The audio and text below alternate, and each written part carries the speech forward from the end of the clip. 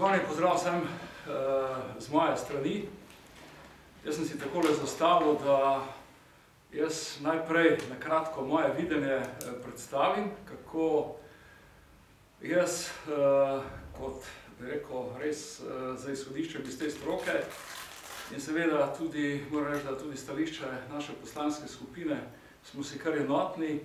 Bom jaz na kratko predstavil to stališče, potem pa seveda boste vi za svojimi vprašanji ali pa s tistimi nejasnimi stvarmi, ki vas še zanimajo ali pa še nimate odgovorov, seveda bom pa tudi na razpolago še za dodatno vprašanje. Zdaj najprej, da odpravimo to dilemo, absolutno podpiramo izgradnjo drugega tira. Ne le v besedi, ampak že v lanskem letnem predlogu našega zakona o izgradnji prometne infrastrukture je bil drugi tir noter naveden kot prva prioriteta v tem kompletnem seznamu. V nadaljevanju so bili še 4 projekti, ki so sledili, ampak vsi prvi 4 izbrani projekti so bili na področju železnic, drugi tir absolutno na prvem mestu, tako da s tem seveda je tudi izkazan ta resen namen, kako pristopiti k izgradnji in prioriteti drugega tira. Seveda pa nismo za tak pristop, kot ga predlaga minister oziroma kot ga zagovarja tudi celotna vlada. To se pravi, že sam ta pristop k poteku namere, da ne rečem, ali vodenja te investicije je dokaj, bi rekel, nenavaden unikum. Tudi jaz bi rekel, tudi nekje v Evropi ni najti takih primerov. Tu se je šlo najprej pristopilo k ustanovitvi družbe, 2 TDK in položiti na oltar 200 milijonov, potem pa, bi rekel, se naredi nek menjalni korak vmes in potem se pa šele ustanovi dodaten zakon za vodenje te investicije. Če bi si človek zamislil, bi mogel biti obraten vrstni red. Prvo bi se naj sprejel zakon, ki bi jasno dal okvirje, kako se naj ta celotna investicija vodi, šele potem ne bi šlo ustanavljanje družbe, zapiranje finančne konstrukcije in tako naprej. Tako da že ta vrstni red je dokaj nenavaden. In to jasno izkazuje, da zakon je bil potem samo kako na nek, bi rekel, pripraviti pravno podlago, da ta koncesionar ne bo imel nobenih obveznosti in nobenega rizika. To, pogledajte si zakon, to je dejansko izhaja izključno samo s tem namenom.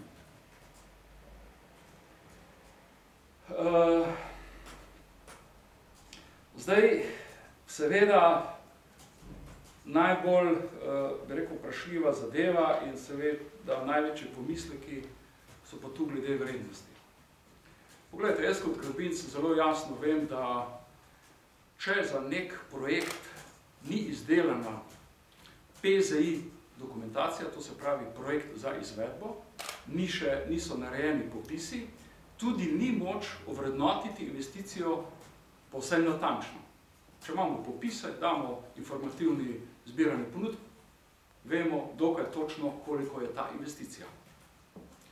Pri tem projektu je tudi ta izvedbena tehnična dokumentacija v izdelavi. Jaz sem ministra vprašal, zakaj pa ne počaka, da se odpravi ta dilema o vrednosti. Ne se malo počaka, da bo ta tehnična dokumentacija gotova, bo narejen popis in na osnovi tega se lahko z informativnim zbiranjem ponudb zelo jasno ali pa zelo dokaj natančno ovrednoti vrednost te investicije. Ampak ne, tu se zdaj hiti. Zdaj seveda zakon, zakon, to je pa, bi rekel, ena taka pravna podlaga, da se, jaz bi temu rekel, da se lahko korupcija legalno spelje.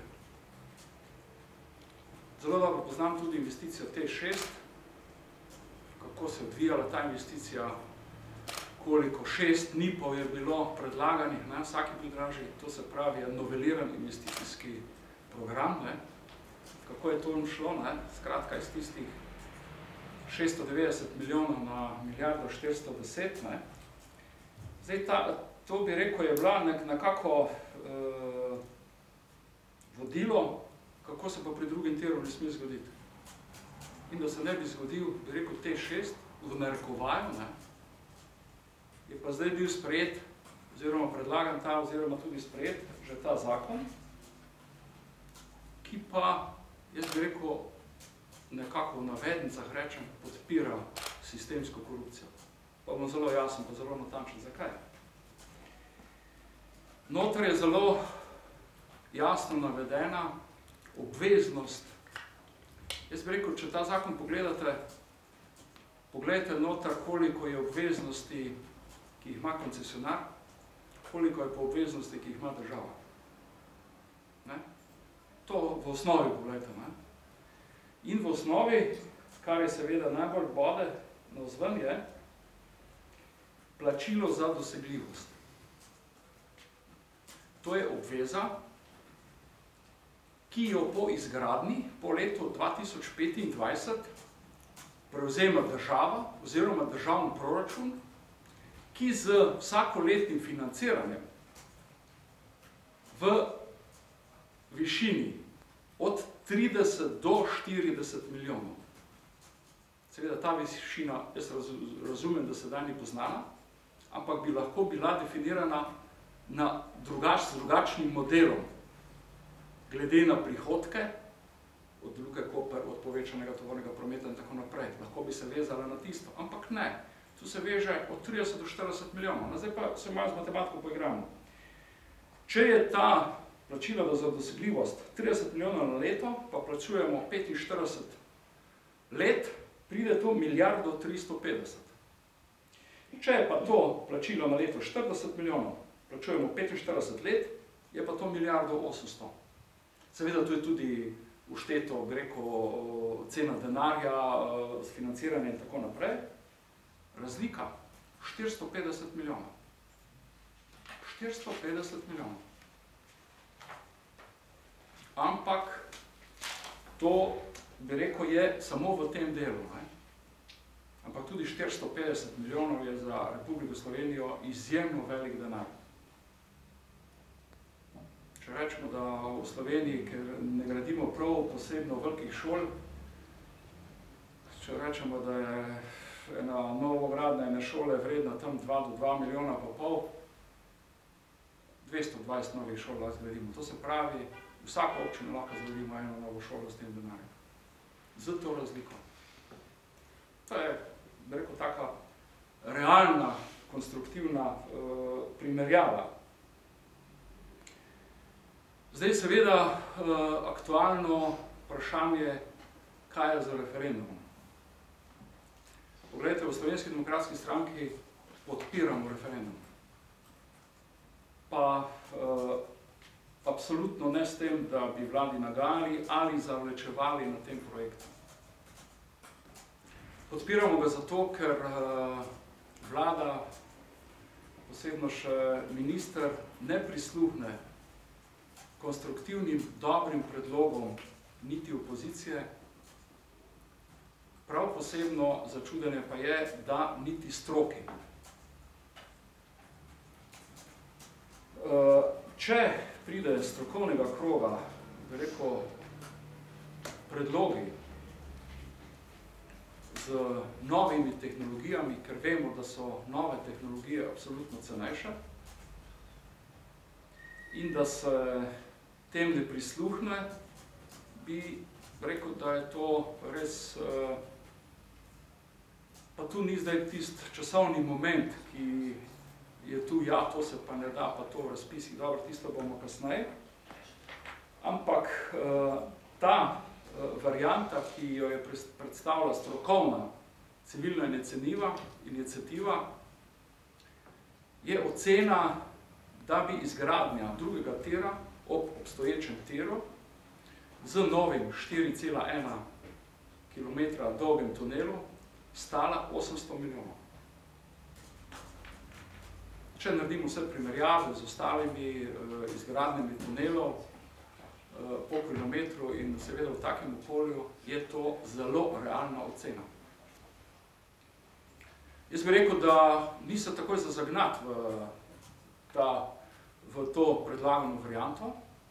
Tu bi si bilo potrebno vzeti 3 do 4 mesece časa in tu, bi rekel, za eno strokovno preverbo bi se zelo hitro dalo tudi to preverbo na mizo in jo dejansko, bi rekel, še strukturno enkrat oceniti in seveda z poudarkom, da je tu razlika med 800 milijoni in med najnižjo tisto ceno, ki smo, če damo prej plačilo za dosegljivost, da je najnižja 30 milijonov na leto, je med 800 in med milijardo 350 je razlike 550 milijonov. Smo prišli spet do nove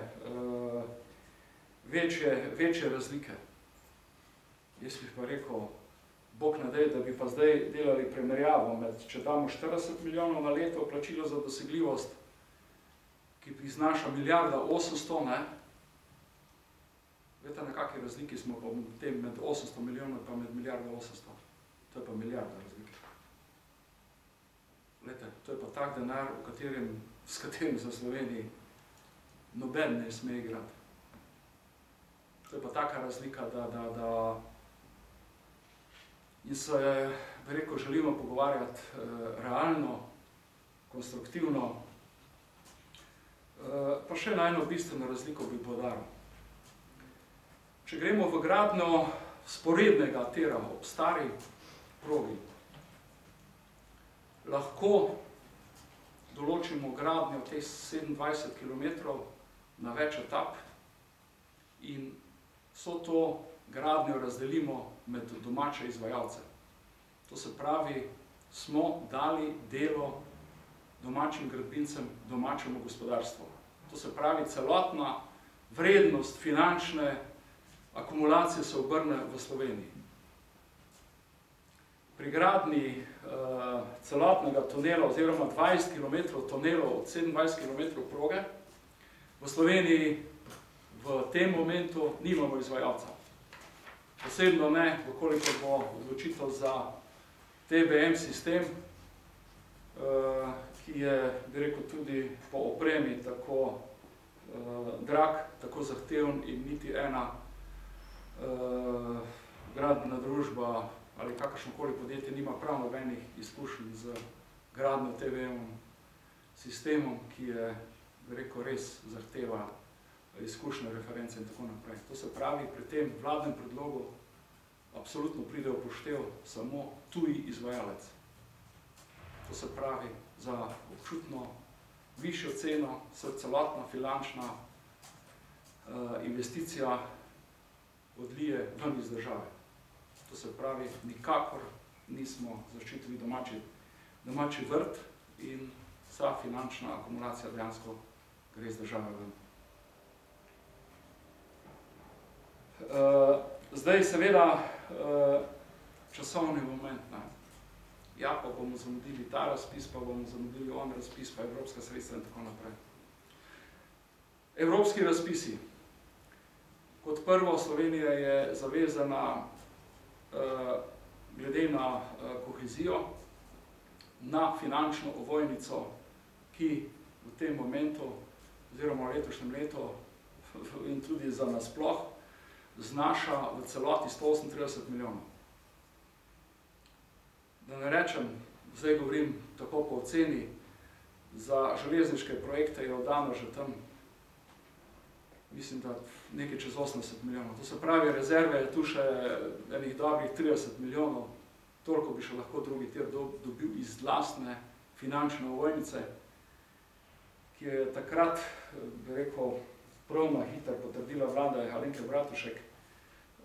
Minister Černač je to takrat zavlačeval, ni želel potrditi finančno ovojnico oziroma je finančno zaključiti, ker se nam je to takrat zdelo absolutno premalo sredstev. Ampak potem je prišla pač naslednja vlada in je to kar relativno hitro potrdili in to nas omejuje. To se pravi, s finančne ovojnice lahko dobimo tam dobrih 30 milijonov. Tako Evropska komisarka kot tudi, rekel, neka ocena možnosti je še dodatni razpis, ker ne bi bil še za dodatne države, ki pač na nek način s temi kohezijskimi projekti zamujajo. Glejte, z tistih projektov ali pa z tistih razpisov vse skupaj maksimalno lahko pričakujemo 100-120 milijonov, 150 milijonov, to je maksimum. Zdaj, če damo, zdaj tu iščemo izgovore, bomo zamudili kak razpis. Lahko tudi, da zamudimo, da s temi postopki, če gremo v drugo varianto, se tudi to zgodi, ampak kaj je primerjava 150 milijonov, če rečem, za tisto ta prva najmanjša razlika, ki je 450. Naslednja že 550 ali pa 3 milijard. Kaj je 150 milijonov v primerjavi s tem? Ni dost, ne? Ni dost. Tako da, naša rešitev, glejte, mi smo lani predlagali oba dva zakona. Prvo je zakon o graditvi prometne infrastrukture, ker smo jasno, rekel, iz tistega nacionalnega programa razvoja prometne infrastrukture, ki je dobra podlaga, ki je bila junija, mislim, da 2015 izdana. Tam ven je povzeta vsa prioriteta. Bolj bistven je pa še drugi zakon, ki govori o financiranju prometne infrastrukture. Kjer gre pa za namenski del, kjer se zelo jasno opredeljuje, iz kakšnih namenov se letno zagotavlja konstanten vir za izgradnjo prometne infrastrukture v vrednosti cirka 500 milijonov letno. In če zdaj to investicijo, če vzamemo cenejšo različico, ocenimo 800 milijonov, dajmo razdeliti na 7 let, lahko kaj hitro ugotovimo, da smo sposobni drugi tir sfinancirati sami. Seveda, ne izključuje se tudi kakršnakoli druga možnost, da se zapre finančna konstrukcija. Družba DRI v 100% lasti države, največji konzultant in inženir v državi, ki je vodil vse zahtevne, najbolj zahtevne, manj zahtevne gradnje v Republiki Sloveniji, je drugi tir z lahkoto sposoben voditi pa speljati do konca. Ni nobene dileme. Glejte, tudi primer Brenner, kar sem še večkrat povedal, tam je ustanovljen konzorcij med dvema državama. Ni nobenih težav, nima nobenih posebnih izjem. Tu smo pa 2% železniškega omrežja vzeli iz sistemske ureditve železniškega omrežja. Tam smo postavili koncesionarja, on ima tam svoje pravila in tako naprej. Tele, to je na ogroben moj okvir, tako da zdaj pa, če so kako vprašanje,